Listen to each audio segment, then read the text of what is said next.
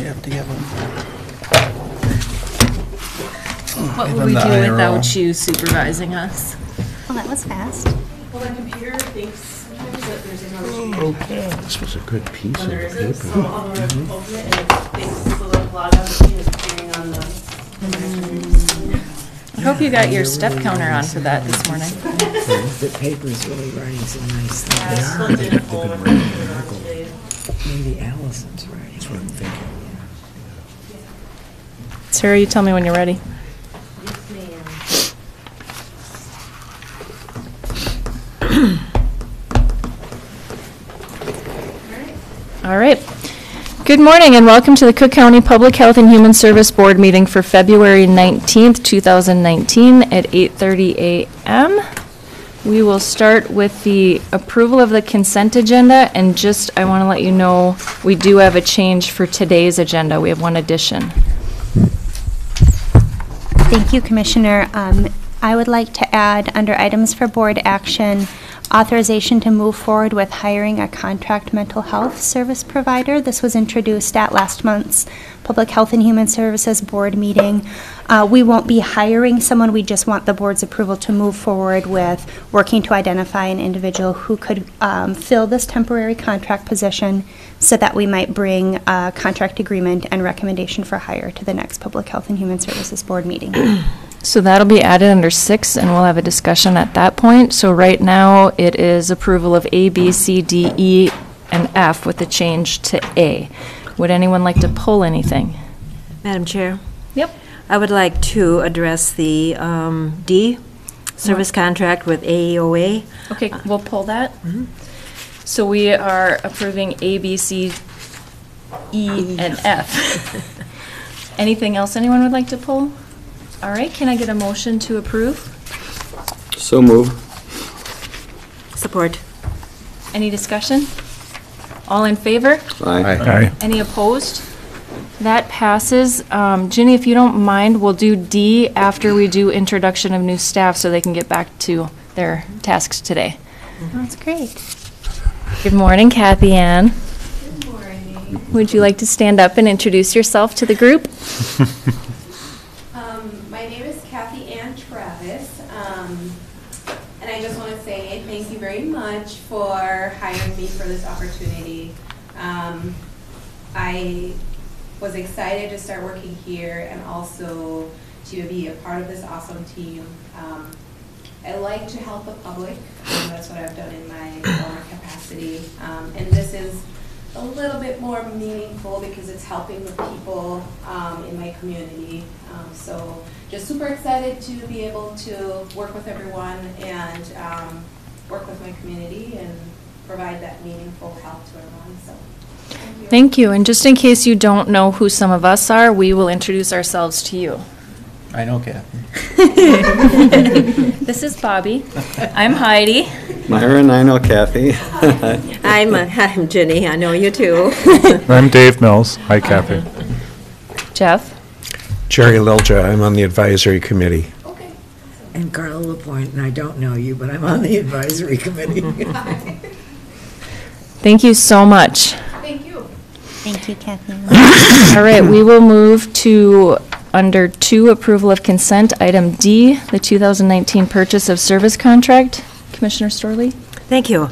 Allison, there's a lot of stuff here, and I'm just wondering if you could kind of summarize the reason to have this with AEOA.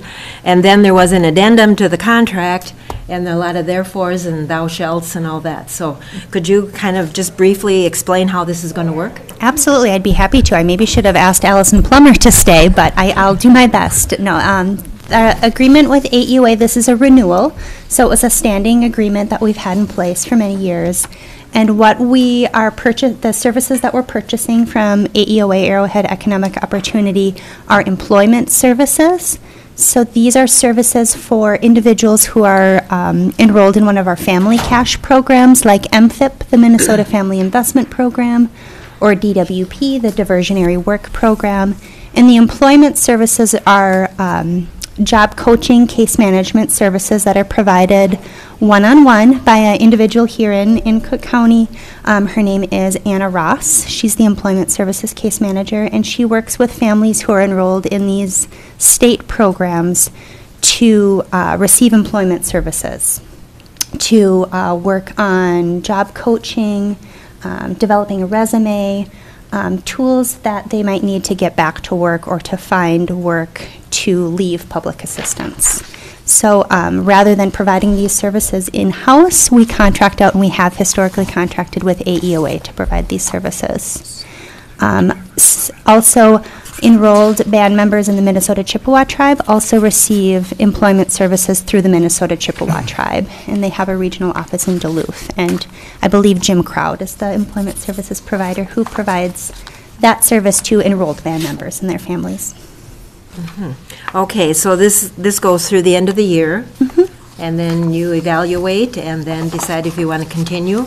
Correct, yes. Yep, so historically, we've just worked with AEOA.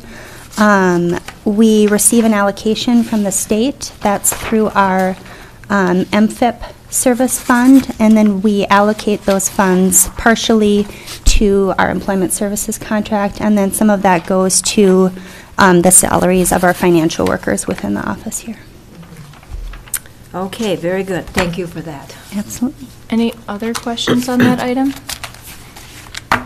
Okay, can I get a motion to approve? So moved. And a second? Second. Any further discussion? All in favor? Aye. Any opposed? Passes unanimous. All right, staff presentation. We have Grace and Grace.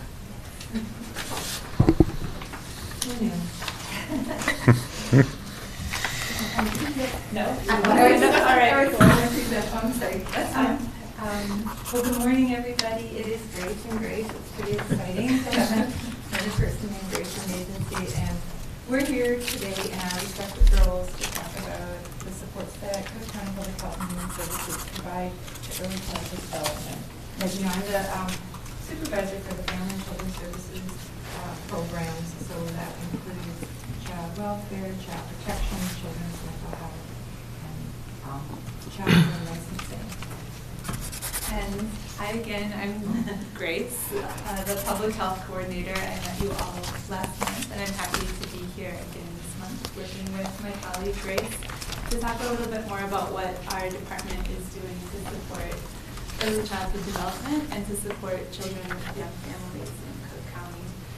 Part of the reason for the collaboration is that we know early childhood development and health of the youngest residents of our county isn't limited to either the public health and physical health side of things or the mental health side of life. People live holistic lives, and part of the collaboration is to try to really mirror that in the services that we're able to provide to the community and to try to meet needs that families have in a way that really reflects the lived experience of trying to support young children. And I really am excited having Grace here to look at the preventative aspects and potentials that we can build into our system. And the teams that I work with and individuals I work with are often putting out fires and dealing with immediate crises. And so it's really great to have that balance so that we don't get stuck in responding to crises and seeing things from only one perspective. Thank you.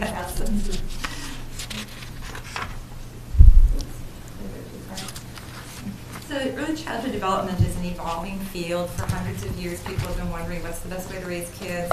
And in many years ago, probably 300 or 400 years ago, kids were seen as little adults, and they went to work like all the adults did. They dressed like adults. They were subject to the same rules and laws and punishment as adults. But probably with the change of child labor laws that allowed children to not go to work and not work 18-hour days, there was a movement to really attend to the needs of children. It's really something to think that child protection laws were first implemented in the mid-'60s. So this is really the movement towards child development and protecting children and being interested in what is best for children is really a contemporary movement. And so in that movement, one of the areas that has really been developed in neuroscience in the last 50 years is the fact that after a child is born, brain development and the development of neural pathways in the child's brain explodes. It's crazy. It's more than 1 million new neural connections for every second of life up to about 3 years of age. So when you think about, and if any of you have spent time around young children, you see it in their eyes. They're learning so much so quickly, and it's really amazing to watch. So it's really this window of opportunity for people who spend time with young children to support a healthy, rich life that carries well past the early childhood period into adulthood, and that's what some of the research is showing. This is really a window of opportunity to support health and well-being across the lifespan. And I think the interesting thing too about the neural connections is that if children that have positive, enriching environments and safe environments develop one way, children who do not have those safe environments develop thought patterns and neural patterns that reinforce negativity and fear and lack of curiosity in the environment. So that's why those enriched environments are really great for kids. So supportive relationships and experience in early childhood leads to a lifetime increased health and well-being. And the research just really shows that. And I think we all know that instinctively as parents and grandparents, aunts and uncles. We know that living safely and being nurtured and given the opportunity to have fresh air and exercise and friends and caring and confident adults really benefits children. That can happen in our own homes, but it really happens in our community too.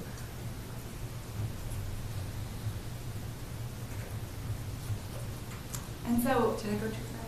No, I think that's fine. Oh, that's correct. So the two pieces in that last slide that I wanted to draw attention to are the idea of relationships and experiences. So the research shows that those are the two ways that young children really learn, through the relationships they have with trusted people in their lives and through environments that are safe and rich for exploration. So when you think about supporting a child, those are the two kind of key ingredients for healthy child development. Adverse childhood experiences, or ACEs, there was a research study that came out of two large HMO health plans in California in the 70s that really looked at, they surveyed adults as to what had happened to them in their childhood, and they showed these really strong correlations between adverse events in childhood and health problems later in life. So this is something that has gathered a lot of attention and really kind of re-energized the idea that we need to be supporting and looking at ways to create healthy environments for early childhood. And Grace, maybe you can speak a little bit more to that. We just had a training at the clinic that was talking specifically about adverse childhood experiences. And there's a lot of interest in the community about learning more of how to prevent adverse childhood experiences and really support resiliency, which is a way for people to kind of move past some of the adverse childhood experiences and form healthier pathways. Yes. Keep going back and forward. At our last slide, when we talked about those healthy relationships, it's this trusted, safe relationships and secure attachments is one of the primary variables in developing a healthy person. And in the research related to early childhood or adverse childhood experiences, the research shows those attachments are interrupted in some way through violence, through a distracted parent, a person distracted by maybe mental health or chemical health struggles, a parent in prison. Those kinds of experiences do have negative effects on kids, but there's a whole movement nationally and in the state of Minnesota to look at how we can build on resiliency versus just worry, again, focus on the crises. And so, for example, in Stearns County, their effort related to ACEs was their highest risk area they thought was domestic abuse. They have a high level of domestic abuse. So their response to build resiliency is that they have 2 social workers embedded in with the law enforcement department. And so when law enforcement goes out on calls related to domestic abuse, the social workers work with the parents to build a scaffolding around them, to help them feel safe and strong, and to make sure that their kids stay connected, moving on with life and not letting this event, which is traumatic and challenging be the defining moment in that family's life and build on the resources that the family has. And so it's amazing to think that one of the brochures, they hand out this little card to the families, and the first thing it says is you're a good parent. And I think that a lot of people don't feel that in the midst of that kind of crisis, but to let people know that, hey, you know, you're working to keep your kids safe. I mean, you're doing some really good things, builds that relationship with the parent, but also helps that parent connect with their kids and take care of their children in that really challenging time. So I know Washington State also has a lot of research and work that they've done with ACEs to build resiliency versus focus on the crisis and the negative. And I think that that's really an exciting opportunity for us locally. So the idea of ACEs, or adverse childhood experiences, is often focused on the individual child and the different types of experiences that might have happened to that child in their life. But there's also sort of a community level way to think about supporting young children. And so one of the things that I think about in that is childcare. So when parents and caregivers are really struggling to find childcare that meets their needs, there's a high possibility that they might not be able to work in the same way that they would want to or need to, and that household income can go down, which can be a stressor financially for the family that can carry over into the relationship they have with their children. So that's one example. Like, not having adequate childcare in the community can be one way that young families feel the struggle of supporting themselves and their children. And when parents and caregivers don't feel support in general, not just with daycare, but for the everyday daily stressors of raising children, there's a strong chance that their mental health can suffer because of it. And that stress, again, can carry over into the relationship they have with their children. Yeah, and just the decrease in family income due to not having childcare or losing childcare in the midst of those early days. And the challenges of not finding childcare for your particular child. Maybe your child has some disabilities, maybe the child is ill, and no one is available to care for that child. You can become further isolated. So having the right kind of childcare to support parents is really a support for the community as well. I think any business owner can really approve the fact that when your staff have kids who get sick, they're gone. They stay home, and it's without the right kind of level of support for the parents, it really does affect the way we can function in businesses. That adequate daycare and supports, and certainly there isn't.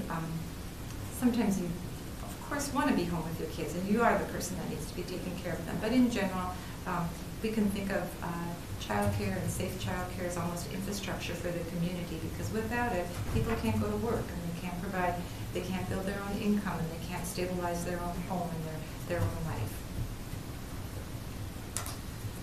So some of the research on investments in early childhood, and that's that whole array of services and supports of childcare, healthcare, education, a wide range of services that are provided, indicates that the return on investment is 7 to 1. There's some research that even says that the return is 13 to 1. And how do we know this? Well, there's been some research. It's been going on. Research has been going on long enough that there's a particular project. It's called the Perry Preschool Project, where it's a longitudinal study where children were given an enriched environment, and they had a group of children who weren't. And this is 40. The kids are 40 years old now, so they've really done a lot of work, and they've just seen that the evidence that people have fewer medical needs, they have lower blood pressure, less drug use, higher incomes, more people completing high school and receiving education. So starting out, enriching that environment, supporting the parents, and giving them supporting the parents so that they can be the best parents for their kids, really has a 2-generation effect. It supports the child who's being supported, but it also is a great support for the parents. And then it enhances the child to grow up and become a competent, contributing member of society. So it's a really valuable and important. And on to say something else on the side, I feel like often social service and public health programs are asked to show what the return on investment is. how is this going to make a difference? And this is one of the areas that has the strongest evidence and the strongest research base that by supporting early childhood, you really make a difference that lasts a lifetime. Whereas other interventions and programs, sure, they make a difference and they do good things, but this particular area has an incredible breadth and depth of evidence to support. So what do we do in County Public Health and Human Services? We used to, Allison and Grace and I started to put together this list, and it just kept getting longer and longer, and we were very impressed with all the things we do, and then also impressed at how hard it would be as a parent to figure out how to wade through all these services. So in the area of stability, that would be income maintenance. We help families be stable by helping them with their SNAP, food benefits,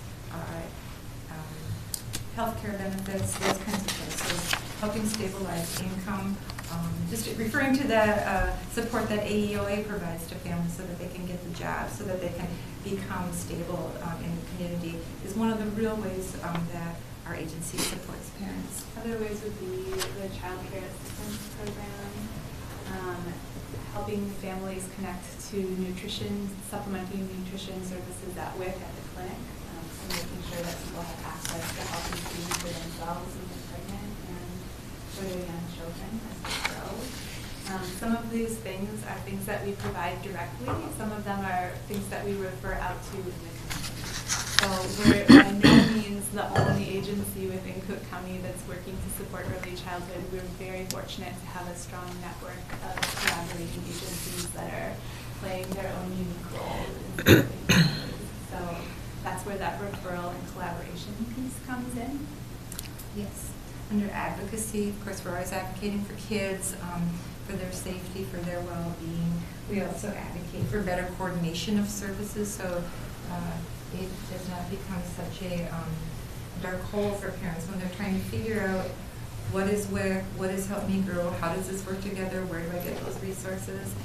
So it's really important for us to advocate for simplifying things and streamlining things and coordinating. And it's amazing how complex it can be between the three primary systems that work with young families, which would be medical, hospital, clinic, school education, and our agency. We all speak a different language. We all have different funding streams that require us to function in different ways. And so it does take a lot of work to coordinate things to make it as easy as possible for parents to get the support that they need so that they can do the important job of raising their kids.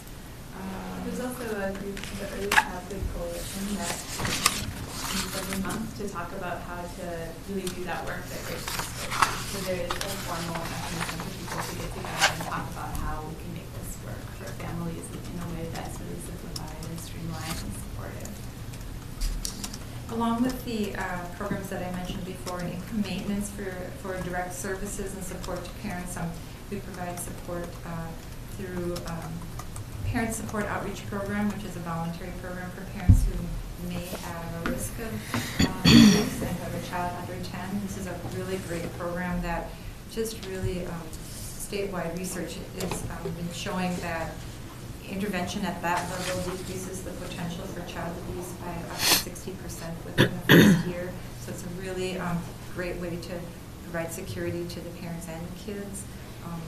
Of course, Child Protection Services are primary direct programs. Children's mental health case management. We also have the Follow Along program, yes, which is a program where parents can enroll and get periodic surveys on their child's development, and then if there's any concern, we in turn can refer to Help Me Grow or the clinic staff for additional follow-up on care visits. We also work through referrals and collaborations in the community. And again, we've talked about how we have education, health, and social services, three large complex systems, and we really work to come together, and that's demonstrated through our contracts with Southwick Mountain Clinic, with our involvement in the Early Learning Coalition. A good example of that is one of the programs that we is just really launching, and that's called Circles of Security. It's a parenting program that really focuses on attachment, and it's a one of our staff, Jay Bolton, completed that training along with 2 people up at school, and we're hoping to have another round of training where we include somebody for the clinic so that we're all talking that same language along parent education. It takes time, and it's going beyond people's typical roles, but we really see the benefit in kind of collaboration. And again, as Grace was saying, that we are just one part of the services available in the community. There's a lot of people, a lot of agencies and organizations that are doing positive work, and so we want to refer to them. In summary, one of the great thinkers in the area of child development is a man named John Bowlby. His theory was about the importance of attachment, and he said that if we want to support children, we need to cherish parents. And I think that the work that we're trying to do is to support parents to be the best parents possible, connect with the best services and resources in the community so that they can have stable lives and help grow their children as best they can.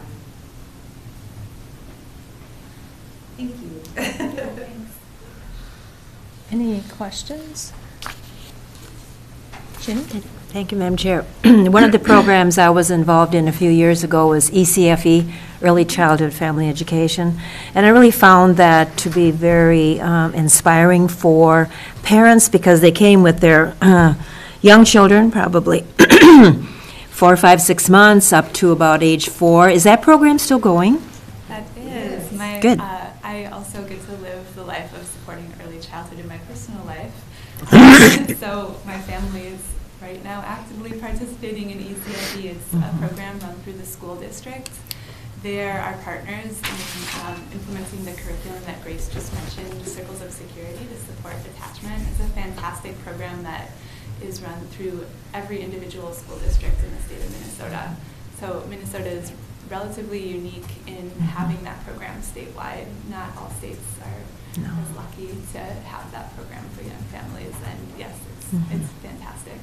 We've been lucky to have governors who support that and put money into the program, knowing that the families, the parents, and as I was watching the program 20 years ago, more and more fathers were attending, or we would have a family night where the whole family would come, and I think that was really important to support the whole family at times, too.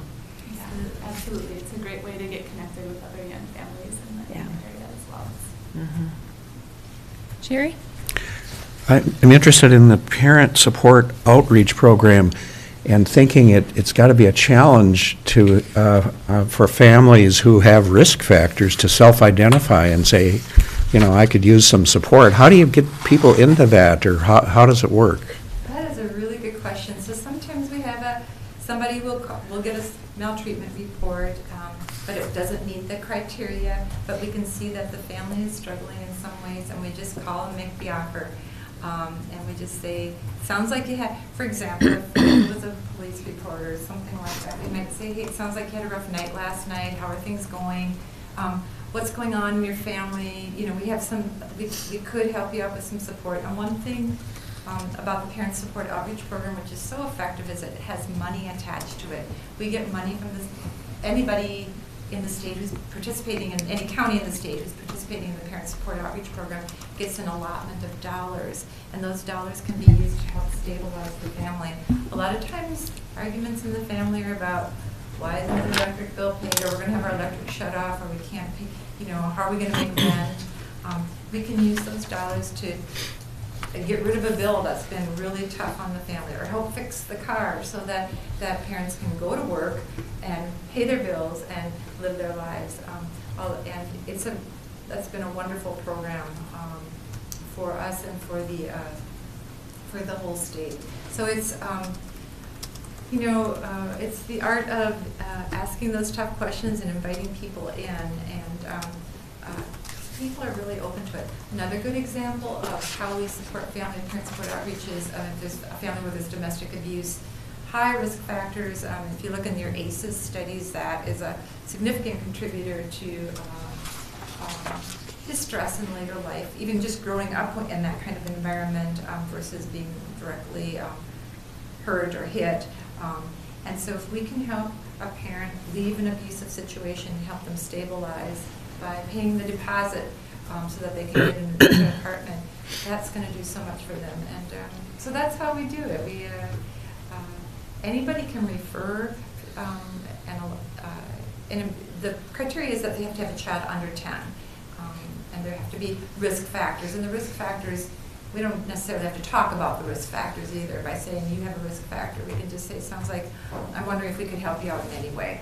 So That's very helpful. I hadn't thought about how there's got to be a lot of families that might be kind of on the edge, and maybe there's a child maltreatment report, but it's not substantiated, and, you know, what is there for those people, and it's really good to hear about this. it's a really exciting program, and it's a really great way to engage people. And the research is coming up good as far as those families, if you follow them over a 3-year period, that half of them do not enter into a child protection work group. So it does have a preventative effect. It's still early in getting that information, but we're excited about it. Great, very good. Yeah. Carla? I was just going to say that I think there's many ways through doctors, whatever, in a checkup. And sometimes it's very simple. Like I can remember seeing a mother that, you know, we all feed them this way, you know, if it's a bottle, sitting the child up straight and no eye contact, you know what I mean, and feeding.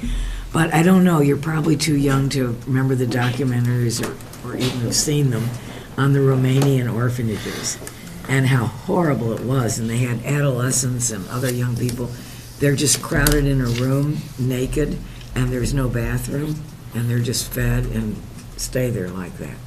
And so a number of Americans went, and other nationalities went, and adopted these kids, and then some went to Bulgaria and so forth, and we had these kids in treatment. And this is severe attachment disorder. And these well-meaning parents, I mean, oh my goodness, right? The challenges they were faced when they brought them home. And I think you're talking about getting it early and some adverse effects versus an institutionalized, you know, and it's pretty amazing what you're doing, and that, you know, you're not fortunately facing something that extreme, but it's so critical, and people don't often realize how important that is. If the parents get ill at the time the child's born, or, you know, it really is. And every child is different too. Some kids bounce really easy, and some Right. kids are different, and Right. different events that Right. affect them in different ways. Right, so. right. And the resilience piece. You can't prevent the tragedy, but you can, yeah. So, very important. Dave? It might be a little outside your area, but I was wondering if there are any programs in our community encouraging midwifery or just that kind of childbirth experience. I do know that, well, a few things. So we do contract with the Sawtooth Mountain Clinic to provide childbirth education. I know that there is one midwife practicing in the community doing home births. There's no program specifically attached to that. And I am curious, after seeing the reports coming out in the news about labor and delivery and what the experience is like for people in Cook County, to learn more about what families' experiences have been, because I imagine if there's additional stress associated with travel for delivery, that could be something that we could, on the preventative end, could look at how we're supporting families in the community through a time that could be added. There could be added stress because of travel, but there's no specific supportive programs related to midwifery in the community that I know of, but it's an area that I'm interested to learn more about, because it does seem like there's a unique situation in the county. Well, that's very true, and I was also just thinking from personal experience that having a home birth is a much different experience than having a hospital birth, and talk about the environmental support of being in your home versus being in, say, an institution, and the fluorescent lights and the sterile environment versus a very welcoming.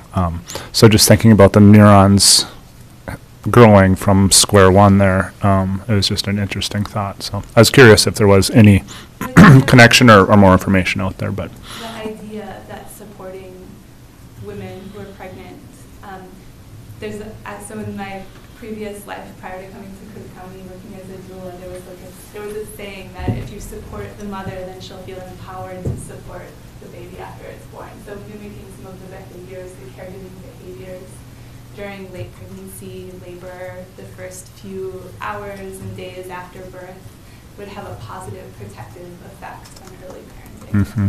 So I definitely think that there's research around that idea that supporting parents through the transition, the very immediate transition to parenthood can have protective factors throughout early parenting and early childhood. Yeah. It's really important, especially when you think about the stress of not knowing when you have to leave for Duluth, whether it's going to be, and well, labor is going to be. Even just the attachment with your child immediately after birth, and oftentimes, well, we're going to take the baby away and do some, check them out or whatever. But just that short time right after birth is so critical.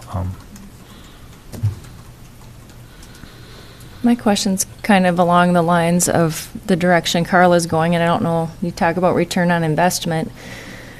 How do you measure that this is working? Let's say you have a child that's been abused for a year and you're able to interact in the situation and turn things around and make it more positive. Are you able to measure the effect of that?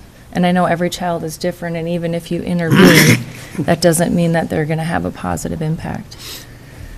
I think often specifically on research and kind of proving what's happening, we often rely on studies that have happened on a larger scale outside of our immediate environment and use the lessons that we've learned from that research to inform best practices as professionals in the community. So if a staff in PHHS is working with a family or an instance where there's been child abuse, we're not necessarily going to be measuring the specific trajectory of the individual child who's experienced that abuse, but we're able to use what we've learned from other instances to sort of inform a very specific situation. And that's sort of the art that goes with the kind of the art and science of supporting early childhood. You might know what best practice is, but then you're using your judgment as a professional to kind of read the situation and connect with what's available. That is a good question, though, because it's not an immediate, immediately evident. But again, back to Jerry's question about parent support outreach program. I was at a training a couple weeks ago where they showed 1 and 2 and 3 year studies of all families that participated in the parent support outreach program, and it's assuming that if they have risk factors. I think there's enough evidence to show that various risk factors can lead to abuse. Of course, not 100%, but yet of those families, there was less than half who were involved in the child protection system, and so I feel like that's some good potential research to demonstrate that what we do has a positive effect on families. Great, thank you. Any further questions? Thank you. Thank you. Director's report. Thank you, Grace and Grace, for your excellent presentation. It was really a pleasure working with you on our article this month for the Cook County Connections column. PHHS will have a standing article each month, the Friday before our board meeting, and the topic will correspond with our staff report. So this was our first crack at that, and it was a big topic that we took on for our first month, but it was really great working with both Grace and Grace, and the knowledge and experience and perspective that they bring to this work is really great. So I want to thank you both. Thanks for your time. I really appreciate it. Thank you. Thanks for your work. It's great to see this in the paper. Yes. Yes. Grateful to have the opportunity to share more information about the work that we do in the newspaper. Great. All right. So a few staffing updates. You met Kathy Ann Travis this morning. Many of you had already met her. That's great. But she is filling the vacancy that was created when Pat Strand moved to full-time Veteran Services Officer. So Kathy Ann is working in our income maintenance unit as an eligibility specialist. She's learning the SNAP program first, Supplemental Nutrition Assistance, or food stamps program. That's step one in learning the many, many programs that she'll work with in that unit. So I believe she's going to training within the next few weeks here down in St. Paul. There are several mandated trainings at the Department of Human Services headquarters in St. Paul that Kathy will be attending. Other than that, we conducted interviews last week for the Adult Services Social Worker vacancy that was created when Jean Munson left her position, moved over to probation. We had 4 interviews, really, really excellent candidates interviewed for this position. So we're optimistic that we'll have a name to present to the board at the next Tuesday meeting for hire. A few agency updates.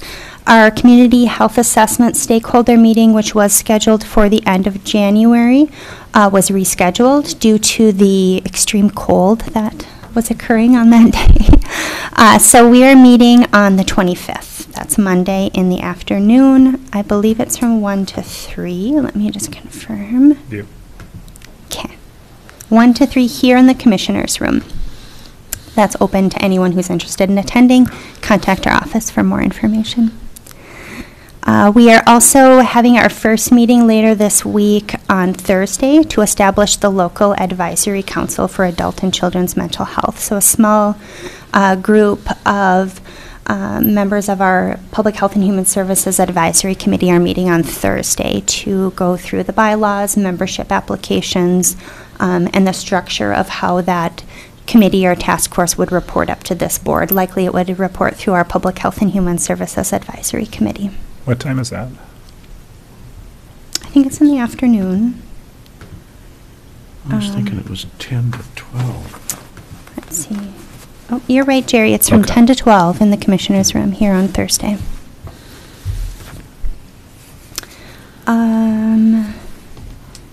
I wanted to bring a few relevant legislative updates. The legislature's in session, so a few updates related to the world of early childhood services.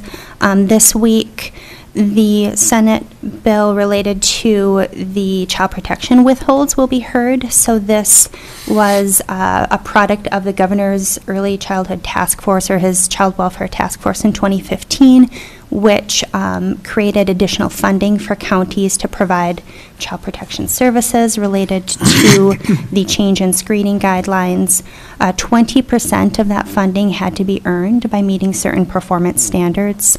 So one of the positions of the County Social Services Administrators Association is to remove that 20% withhold because it prevents counties, especially small counties like Cook County, from fully leveraging those funds to build in additional services and supports for families.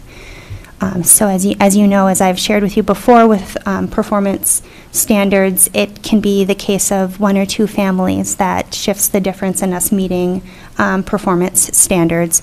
So by removing that 20% withhold, it would allow counties across the state, particularly small counties like ours, to fully leverage those funds. That will be held. That bill will be heard on Wednesday. Another related piece of legislation is extension for the authorization of state funding for children's residential treatment centers. Currently, that funding is set to expire. Without this legislation, counties would be responsible for funding all services for children who are in need of that residential level of treatment. And then lastly, the governor's budget is set to be released today, so we'll be hearing a lot more updates out of that as well. I know many of you attended the AMC conference last week, so you might have even more updates to share with me. I look forward to attending my monthly meeting with the Human Services Directors later this week as well, or next week. I shared in the meeting packets a few letters from some of the organizations that had applied for the Public Health Community Funds, formerly non-mandated levies or discretionary grants, which were shifted over to Public Health and Human Services to manage for the 2019 budget. Just as a reminder, we had a subcommittee of the Public Health and Human Services Advisory Committee meet to review those applications and to make recommendations for funding. Two of the organizations, one who received funding and one who did not, submitted letters over the course of the last month, and I thought it important to share with the board just so you can see some results of those funding decisions, and also just to highlight the great work that these organizations are doing. So the Oral Health Task Force and the Violence Prevention Center both submitted letters that were included in the board materials. I wanted to check in with the board to see if you have any thoughts. We're in the process of putting together our calendar for the year of staffed presentations, and we have a few open slots available. We each year look back at what we've presented historically. Are there any new programs or services that we want to feature? So we do have that in draft form, but I just wanted to put that out there. If any of you or your constituents or people you work with have ideas on an area of public health and human services that you would like to be featured in a monthly presentation, please let me know. Lastly, or a couple other community-wide events other than the community health stakeholder meeting that I wanted to share is this Friday, the 22nd, there will be a training at Cook County Higher Education on suicide prevention. This will be conducted by Tina, Tina Nelson, who's the Northeast Minnesota Suicide Prevention Coordinator. So that's one of her roles, is serving Northeast Minnesota in providing education and outreach on suicide prevention resources like the crisis text hotline and other services. So that's open to the public. You can see more information on the Cook County Higher Ed webpage or Facebook page. And then lastly, thank you for letting me add the item for board action. I just wanted to provide a little more background and request authorization to move forward with hiring a contract service provider to provide community support services in the area of adult mental health. So this is one of the gaps that has been felt most acutely since HDC closed in November, is support services to adults with mental illness. And this would be a level of care that would be similar to the adult mental health rehabilitative services, so those skills services and working with individuals, connecting them with services, doing things like budgeting, planning, providing work in the community in their homes to help connect people with services. So we are requesting to move forward with identifying individuals who'd be interested and have the qualifications necessary to provide this service, and then at the March PHHS board meeting, we would be presenting for final approval a contract agreement and a recommendation for hire. This is a temporary position that we're proposing and a contract position. It's not a county position, but this we feel would give us the time to fill the immediate gaps and identify more long-range plans. If this is something that, for example, the county were interested and able to become certified to provide these services and receive medical assistance reimbursement, that is possible. There are other counties in the state that are providing ARMS services, which again is that adult rehabilitative mental health services. We also have both the clinic and the SEND, who have increased their capacity in providing behavioral health services as well. This would allow potentially them more time to look at if they wanted to become certified to provide this service. But it's meeting the immediate need. This position would be contracted, as I said, but very much integrated within our agency, similar to Greg Barnier's Wilderness Outpatient Treatment Program, where he's a contractor, an independent contractor, but very much integrated within our agency and the work that we do. So if there are any other questions about that, Are there any questions on the otherwise. item for board action? Go ahead. Yes, in a contract like this, do they receive benefits? no, they would not. So we would factor that into the compensation.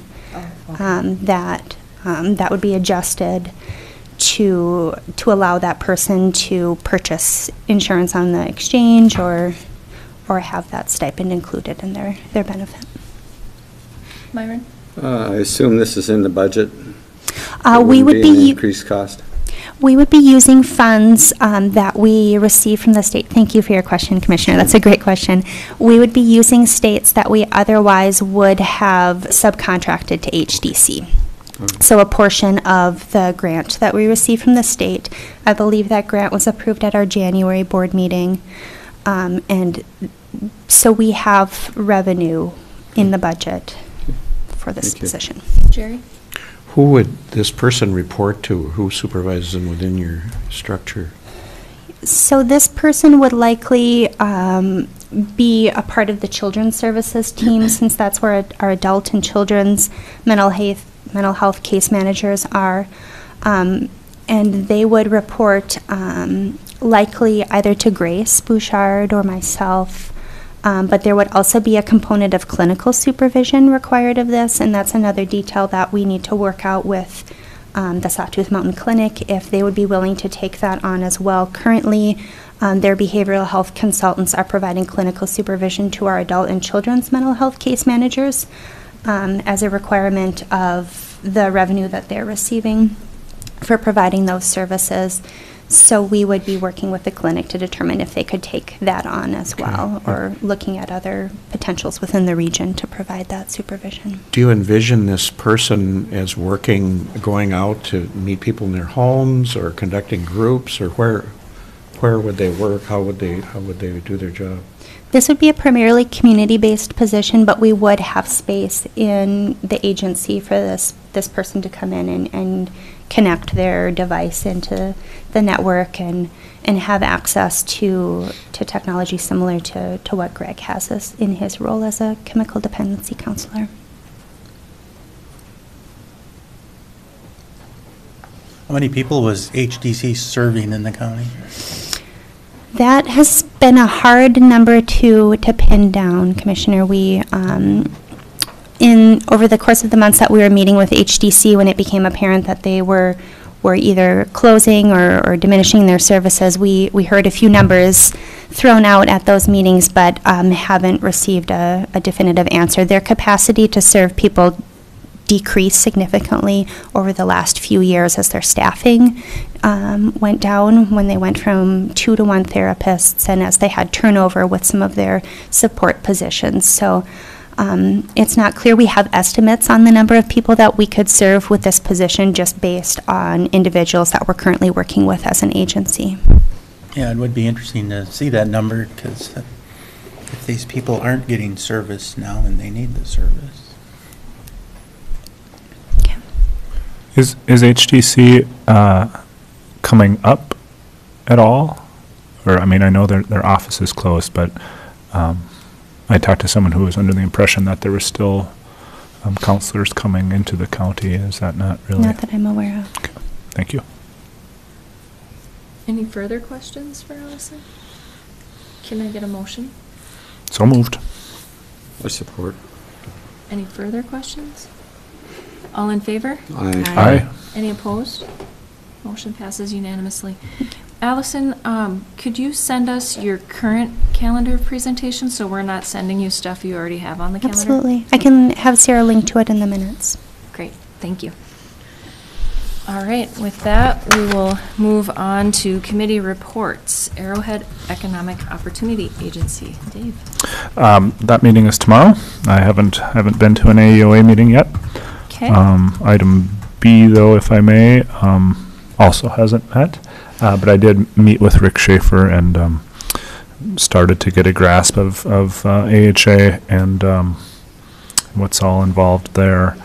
And it sounds like there could be a little bit of organizational change there, working with ARDC, but that still has to be worked out, and it's just all talk at this point, but it sounded like an interesting idea.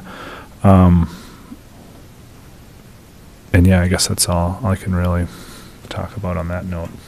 No official meeting there. Okay. Arrowhead Regional Correction? Yeah, we met on Friday. Half the staff that presents to us at the meeting was homesick. But we did elect a new chair and vice chair. Commissioner Jewell is the chair, and Commissioner Olson is the vice chair. Excellent. Arrowhead Regional Development, Ginny. I have nothing to report there. Okay. Community Health Board, Dave? There was no quorum, and there were some technical issues, so. But it was a. Polar vortex? Yeah, some kind of vortex. But it was a good just introduction to the group, I guess, is kind of what we got group. from there. Yeah. And then at our AMC conference, I did get to chat with some members, so that was good to have that ahead of time. Awesome. Public Health and Human Services.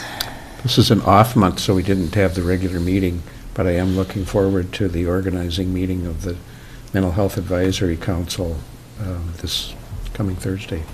It's an important one. Awesome. Healthcare Planning Committee, Ginny. I was not able to attend, but I think we've all read and heard that Rita is in the process of looking forward to her retirement, and so the board is actively working on a replacement, and hopefully they'll have some good luck there in the future, and she'll be hard to replace. So we will miss her for sure, but sometimes you reach that point in your life when you say, I need to move on, and that's what she's doing. Excellent. North Shore Collaborative, Dave. And we did meet, and it was good, and I think the largest part of it was just looking over grant applications, and they had switched to a quarterly process instead of annually, and so there was a big push for this first quarter. That was a little unusual, but I'm excited to see where it goes from there. Usually more requests than there is money. So far, so good, but I don't think it's a sustainable rate, so we'll just see what happens. Yeah. Great. Emergency Preparedness, Ginny and Myron. We're meeting next week, I guess. Okay. Do you have anything, Jane? No. All right, so we have added to the agenda some fun stuff because public health is often a heavy topic. So we have for the good of the order. So we're going to start off with Bobby because he did something really good yesterday. Yesterday I attended Sovereignty Day at the Capitol. I carried in the flag for the Grand Portage Band. It was a really interesting day, an educational day for the representatives. The 11 tribes were at the Capitol. Each chairman from the tribe spoke to the whole group, and then that was the beginning. We went through a whole thing on sovereignty to explain to these people, or these representatives, what sovereignty was and what government-to-government relations were. And in the afternoon, we had Q&A. The representatives were asking the tribal chairs and their different staff people and getting answers, and it was pretty interesting. You know, some of the questions were you know, why would you ask that question? But you know, I think it was really good. Working in my job in Grand Portage, I work in, you know, I do the public works deal, and our tribal liaison to MnDOT was there, Levi Brown, and he got a lot of questions after the Highway 23 thing in West Duluth, where MnDOT dug through a graveyard, you know, and he explained this now. And any state or federal money now goes through a tribal. There is a tribal part there, you know, like over even that's Highway 61 project coming through Grand Marais. they have to go through it, and there is old graveyards over here on the west side of town, so it was definitely, it was a long day, but it was definitely worth it, so I think hopefully it's going to become a annual thing so we can get progress. You know, if you look at, if anyone's on Facebook and look at Lieutenant Governor Flanagan's post this morning, you know, reservations, tribes have been invisible in the state, and that's going to end, so. Thank you. Just before the Association of Minnesota Counties started, I went to an opioid subcommittee, which came off of the conference that I went to last fall. And on the docket right now for this legislation are the Senate Finance Bill 751 and the House Finance Bill 400, which I have links to if you want to look at. And what's being discussed is a fee or a charge to manufacturers that will generate $20 million is the hope, and then a portion of that is appropriated to the counties.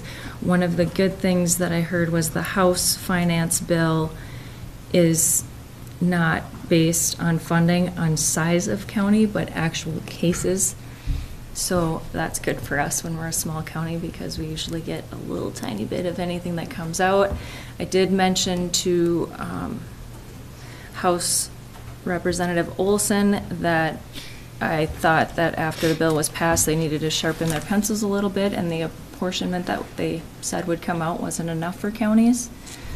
So that is good news that it's moving forward. And I've also talked to Bobby just very briefly because he's had an incredibly busy week, but one of the things that was important to Norman Deschamps was drawing attention to addiction and opioids. So he and I would like to work on something in Norman's memory. Myron, do you have anything for good of the order?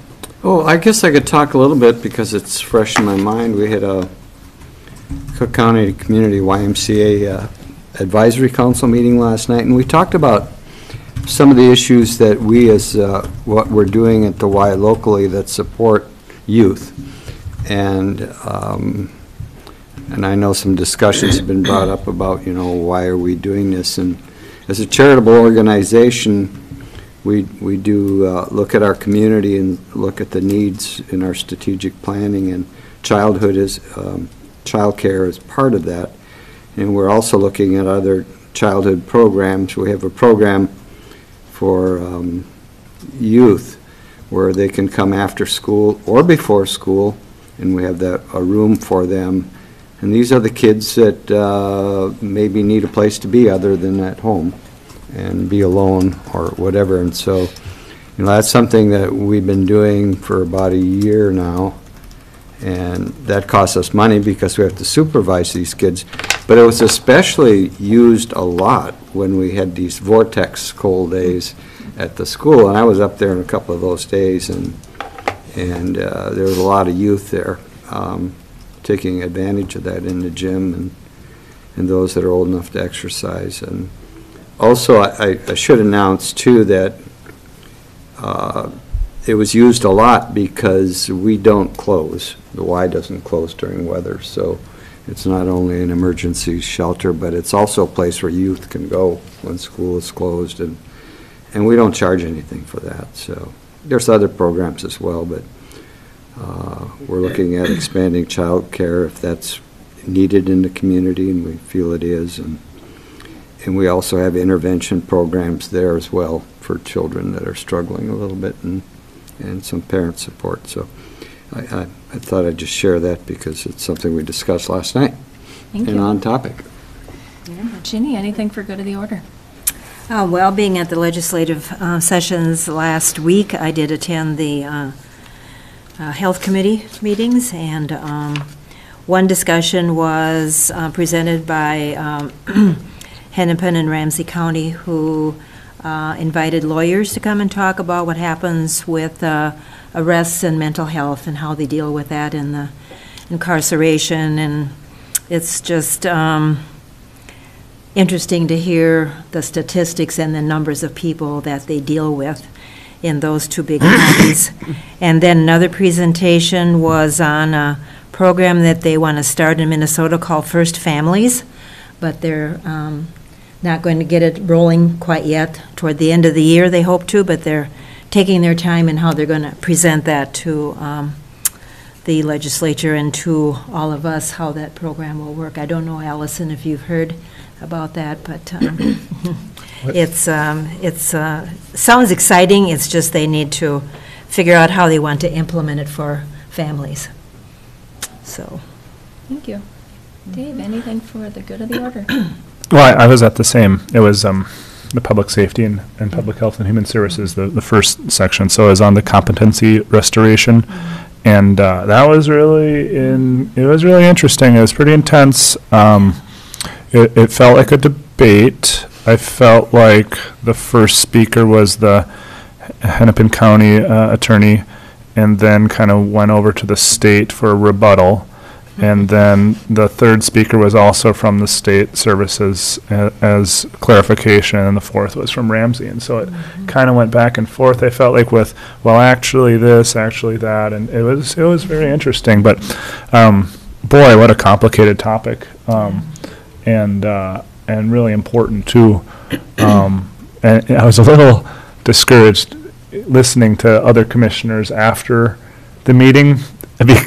Because, well, I mean, the chair at the end of the meeting said, well, does anyone have any Tylenol for me? Because that was, really painful. But then other commissioners would say, well, I missed all of that. Went right over my head. I was like, oh boy, this is a very sensitive, difficult topic, and we need everyone on board. So I'm really happy you were there too, because a lot of it was overwhelming. It was a lot of information, but very good. I think that's all. Thank you. Thank you. Jeff, anything for good of the order? Nope. You want to tell us about a wedding coming up? Nope. Jerry, anything for good of the order? There's a lot happening with the North Shore Healthcare Foundation these days, and I just wanted to mention a little bit about the opportunities for funding projects in the year ahead. We've identified 3 areas of kind of key issue areas that we want to put emphasis on, and perhaps even, well, not perhaps, but as we go along, issue some requests for proposals to see if there are people in the community who want to work on one of these 3 issues. The first being services for elderly people in the community, how to keep folks here when their medical needs are growing, and the ability to stay in a more rural place like this is compromised, and they need additional services. Another focus area is children's mental health and the impact of chemical abuse on kids. And the third area that we are just kind of venturing into, and yet it has a lot of potential, is what can we do around helping people who need to travel to Duluth for medical treatment, or perhaps even stay in Duluth while they're getting treatment. And the first step has got to involve what's already being done, what are the opportunities that are out there and available for people either here or at the other end of the pipeline in Duluth. And maybe there's a way we can work to bring people together and coordinate some efforts, or find out where there are gaps and support further efforts to make it more workable for people to get treatment in Duluth. The fact that we have these particular key areas or key issues does not mean that we're still not open to people just applying, just turning to us and saying, hey, we would like to seek some funding from the North Shore Healthcare Foundation for this particular area. We're open to that, and we'll always be ready to consider those requests. And then we sort of have a fixed contract area where we've decided to give a certain amount to emergency services, a certain amount to higher ed, and a certain amount to Care Partners on a regular, ongoing basis to support the work that they're doing. And so that's also part of our granting process this year. Great. Carla? No. Allison? Yeah, just a few comments to follow up from some of the commissioners' comments. I just wanted to say that Commissioner Sterling, yes, I am familiar with the Families First legislation. I think I misheard that, but that is federal legislation which will reform the children's welfare system, and both at the public health and human services level with the statewide associations are working on how can we work together more creatively to look at how we can provide more upstream services to families along with this change in funding. So it's still very much at the state programming level from my understanding, but counties are at the table, and how can we be involved in this process as well.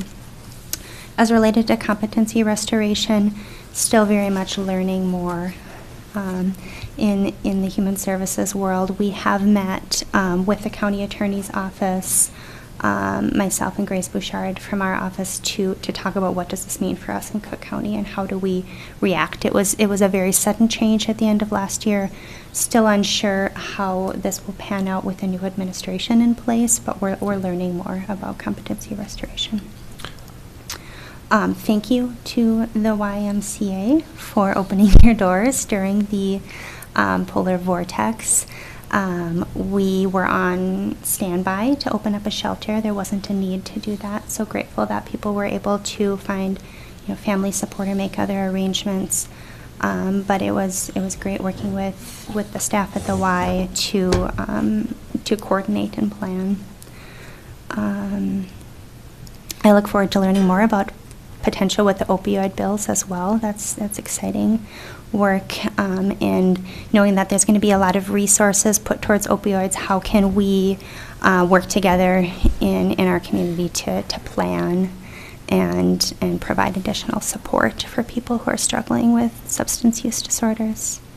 And I look forward, Commissioner DeShaw, to hearing more about the Sovereignty Day and what that meant and how that might impact our work here in Cook County as well. We are looking at bringing some additional training to our staff to learn more about serving tribal nations. So look forward to learning more from you as well. Thank you. And those two bills, just anyone watching that might be getting excited about this like I do, is collection won't start until 2020, and they are, if they pass, expecting the manufacturers to sue to stop it, because it's going to be a big impact on them. So we will see what happens. And with that, would someone like to call a motion to adjourn? So move. With that, we will adjourn. Thank you. Thank you. We'll be back at 10:30. See you then. So I won't be there. Okay, at the advisory. Okay. Are you traveling? Did she say 10:30? Opioids hit, yes. The meeting on Monday is the community health assessment stakeholder. Absolutely. So far, they've all panned out okay. That but is the I don't get it. subcommittee. I know. I want to catch something. I don't know. But I learned anything coming on Monday. I think Monday could be, 20 years longer yes. than Okay. You will certainly learn But something. now So this is the side group of our staff within public health and human services, clinic, the hospital, the Y, good. kind of Yeah, all the we- partners who are Okay. involved Sure. in Yeah. building He doesn't have an health and EMC. well-being, to do our five-year yeah. planning I for think- how are Did we he going ever to have it? We- develop we- a Yeah. Oh, he's saying he did have it. Well, and they got never treated, knew how yeah. they got it. Well, All right. they didn't know it was hepatitis C. It was We're- called non-A. We're in a good position. And lucky for us, our intern is sending to a Part Dr. of it's the Rosenberg tourism. researching. Also And then the now one you're getting- this week is, That's specific to the mental health planning, and that's, it's really just organizational thing. So how, But what are our after this, mindsets but look like? he did all kinds of clinical trials. And Don was on and off. And if chemo. not, we bring updates to Yeah, I that gotta- to CHB and to, But, you know, help them getting into this he didn't work. think anything was But it's a working good for thing us, if so it works for you to attend. he gave Don like 8 to 10 Thank you. years when we met him. Got it years in, and years ago. I was like, PPF or anything? No, My gosh. yeah, They it was put it together incredible, pretty yeah. And the treatments then were very rugged. You'd get a fever 104 at night, you took your shots at night.